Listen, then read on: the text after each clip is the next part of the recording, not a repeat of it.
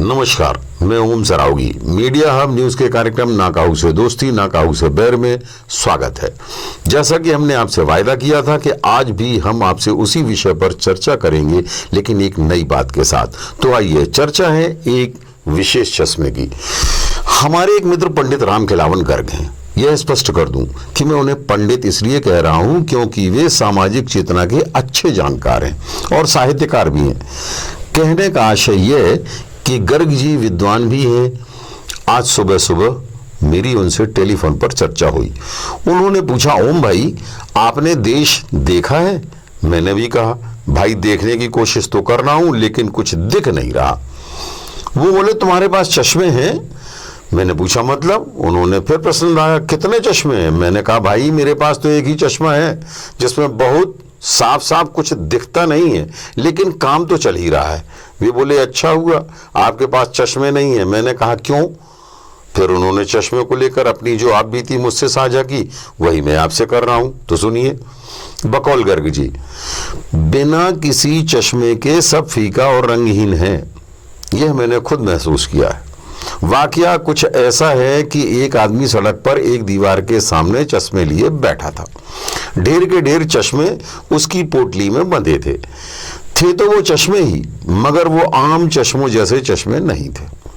कुछ देर तो मैं चश्मों की पोटली को देखता रहा, फिर यूं ही बोला, ये एक चश्मा कितने का है?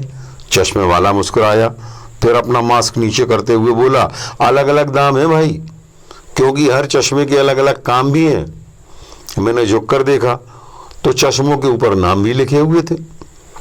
गांधी चश्मा, अंबेडकर चश्मा, नेहरू चश्मा, आरएसएस चश्मा, हिंदुत्व चश्मा, अल्पसंख्यक चश्मा, कामरेड चश्मा, कश्मीरी चश्मा, कांग्रेस चश्मा, भाजपा चश्मा, मोदी चश्मा, राहुल चश्मा, दलित चश्मा, भक्त चश्मा, चमचा चश्मा, विरोधी चश्मा। उसमें एक चश्मा मीडिया का भी था लेकिन टूटा हुआ था। मैंने कहा, यार ये कौन कौन से चश्मे हैं? वो बोला, यही तो वो चश्मे हैं जो बड़ी डिमांड में है। घर घर में लोग यही चश्मे पहनकर रहते हैं, यही चश्मे पहनकर बात करते हैं, यही चश्मे पहनकर लिखते हैं, यही चश्मे पहनकर सोचते हैं। कुछ तो सोते जागते खाते पीते भी यही चश्मे पहनकर रहते हैं। मैं बोला, एक चश्मा देना। तो चश्मे वाले ने एक चश्मा दे दिया। मैंने पहन लिया। तभी देखा पास ही बने मंदिर के सामने एक आदमी अचेत होकर गिर गया। देखने पर लगा चमचागिरी में कैसे साष्टांग दंडवत कर रहा है ये आदमी। इंसान को इतना बड़ा चमचा भी नहीं होना चाहिए। देखो कैसा लेट गया। तभी चश्मे वाले ने दूसरा चश्मा दे दिया। उसे पहनकर लगा कि भक्त भगवान के दर पे कैसे श्रद्धा से झुका पड़ा है। इसे कहते हैं लौ लगाना। क्या भक्ति है? मैंने कहा, ये चमचा है या भक्त? चश्मे वाला मुस्कुराया, मुझे एक और चश्मा देते हुए बोला, देख लीजिए ये कौन है? मैंने चश्मा पहना तो चीख पड़ा। मैंने कहा, कोरोना काल में बेरोजगारी का ये हाल, 3 दिन से इसने खाना नहीं खाया, बेचारा भूख से अधमरा हो गया। ये सरकार कर क्या रही है? फिर चश्मे वाले ने हमें ढेर सारे चश्मे निकाल कर दिए और दीवार के पीछे ले गया। वहां एक भारत का नक्शा बना हुआ था, बहुत बड़ा। वो बोला, मैं चाय पीकर आता हूं, तब तक आप ये चश्मे पहन पहन कर अपने देश को देखिए, मजा आएगा। चश्मे वाला चला गया। मैंने चश्मे पहनकर अपने देश को देखना शुरू किया।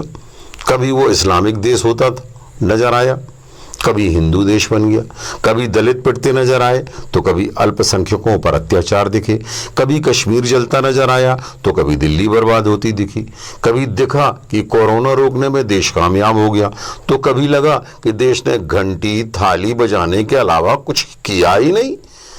कभी महंगाई भुखमरी दिखाई पड़ी तो कभी विकास ही विकास दिख गया। कभी नेहरू का भारत दिखा तो कभी पटेल का देश दिखा।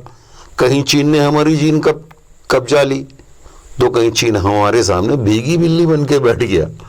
कहीं भगत सिंह आतंकवादी मिला तो कहीं वो क्रांतिकारी दिखा। किसी चश्मे में गांधी सही थे तो किसी चश्मे में गोडसे महान था। कहीं दिखा कि कांग्रेस अपनी सरकारें नहीं संभाल पा रही और कहीं ये मोदी शाह का भयंकर षड्यंत्र था। कभी पुलिस दंगाइयों से मिली हुई थी तो कभी दंगाइयों ने पुलिस को मार दिया। एक चश्मे में अफजल कसाब आतंकी थे तो दूसरे चश्मे में शहीद थे। कभी कोई चाणक्य था तो कभी वही तड़ीपार गुंडा था, कभी राणा प्रताप महान थे और अकबर आक्रांता था, तो कभी अकबर महान था और राणा प्रताप भगोड़ा थे। कभी सेना ने स्ट्राइक की थी तो कभी सेना ने यूं ही विमान उड़ा दिए थे। एक चश्मे में भाजपा लोकतंत्र का कत्ल कर रही थी और कांग्रेस लोकतंत्र बचा रही थी, तो दूसरे चश्मे में कांग्रेस लोकतंत्र की हत्यारी थी और भाजपा बचा रही थी। तीसरे चश्मे से देखा तो दोनों मिलकर ही लोकतंत्र को मार रहे थे। किसी चश्मे में राम आस्था का प्रतीक थे तो किसी चश्मे में उनके नाम पर सियासत हो रही थी।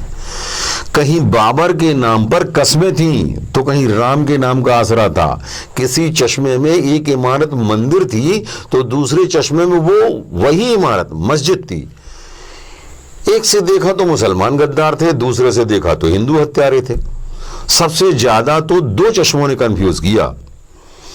एक में देश 70 सालों से बर्बाद हो रहा था और पिछले 6 साल में आबाद हो गया। दूसरे में वो 70 साल से आबाद था, पिछले 6 सालों में बर्बाद हो गया। तभी चश्मे वाला लौट आया, मुझसे बोला देख लिया अपना देश।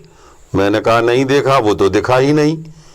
वो बोला इन चश्मों के बिना ही देखो भाई, तब दिखेगा। ये चश्मे बहुत खतरनाक हैं, इनसे दूर रहो। मैंने सवाल किया कि भाई फिर आप ऐसे चश्मे बेच क्यों रहे हो? चश्मे वाला मुस्कुरा के बोला बेच नहीं रहा, लोगों से ले लेकर इकट्ठे कर रहा हूं। आपके पास भी कोई चश्मा हो तो दे दो। उसने मुझसे अपने चश्मे लेकर पोटली बांधी और चला गया। मैंने देखा कि बिना किसी चश्मे के भारत को देखना मुश्किल तो बहुत था, परंतु फिर मैं भी कोशिश करने लगा। हमारा भी आपसे यही कहना है कि अब आप भी बिना चश्मे के किसी बात का आकलन करने की एक कोशिश करके देखिए, शायद अपना देश कहीं दिख जाए। वैसे बातें तो बहुत हैं, लेकिन समय की कुछ बंदिशें भी हैं, इसलिए संभल कर चल। धुंध की परतें घनी हैं, अंधेरे और रोशनी में भी ठनी हैं। इन दो पंक्तियों के साथ आज के लिए आपसे विदा लेते हैं, फिर हाजिर होंगे मीडिया हब न्यूज़ के कार्यक्रम ना काहू से दोस्ती ना काहू से बैर में एक नई पहल के साथ। तब तक के लिए नमस्कार, जय हिंद।